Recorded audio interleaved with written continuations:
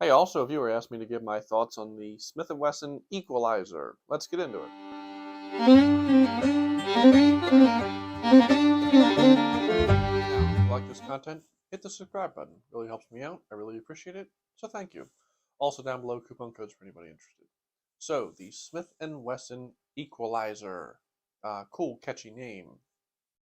Um, yeah, I don't know, man. So anyway, when I first heard equalizer, I thought it was going to be some kind of subcompact 10 mil, something cool like that. It's just a 9 mil. So what they did was they kind of upscaled their easy system. They have like this easy racking system that they're all proud of for the they put on the shield. They upscaled that and stuck it on that. Um, and they kept the grip safety from the easy. So uh honestly, I think that especially with the name Equalizer and how they when you read the little thing on their website, they're talking about it being the ultimate CCW.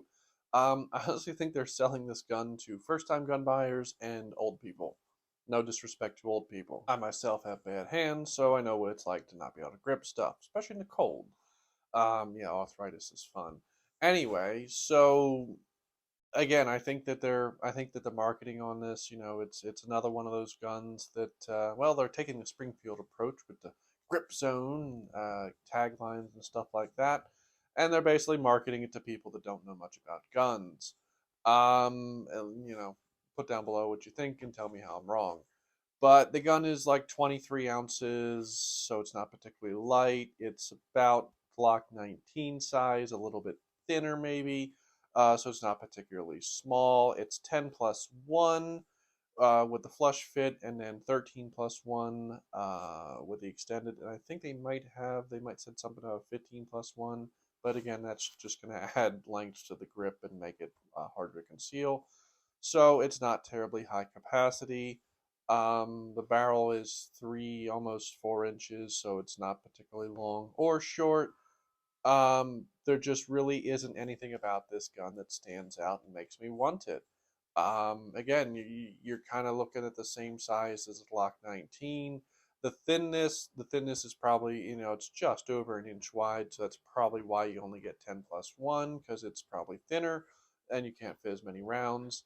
I honestly would have rather the rounds. Like at the end of the day, you have a thin is always better when it comes to your sidearm, but there's a certain point when it just kind of like I said, the difference in width between that and a Glock 19, once you start holster shopping, it's hardly going to be noticeable or worth it. Um, I don't think it's a terrible gun. It's nice to see single action. It's an internal hammer. I'm not a big striker fired fan. I've just always considered the triggers kind of mushy. So I do like seeing more single action. But at the end of the day, I don't think that this is going to really go crazy with the market, because I think, again, I think first time gun owners and maybe some people that have issues with their hands not being strong enough to rack normal slides are going to be interested. But other than that, I just, the ultimate in CCW, it just isn't for me. Again, somebody asked my thoughts on it, and I'm trying to like, be like non-biased about it. But honestly, there's just nothing in it that interests me. If you're looking for a small subcompact or a micro compact, which they keep saying micro compact, I don't really think it's micro compact. To me, a micro compact would be a Sig 365, something along those lines. Um, for me, it just doesn't really interest me. But it's definitely it's interesting. It would be nice to see more guns that are easy to rack. But honestly, once you get used to racking a handgun slide, you kind of get used to what your hands have to do to like get it to manipulate it pretty easy. It's not that tough.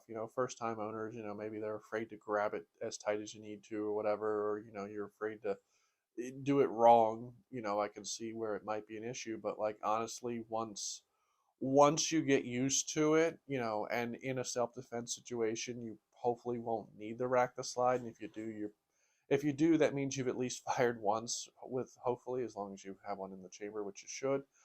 So by then your adrenaline's going to be going. You could probably freaking super glue that slide shut and probably still manage to rack it with the amount of force you're going to rack that thing with the adrenaline going through, all that.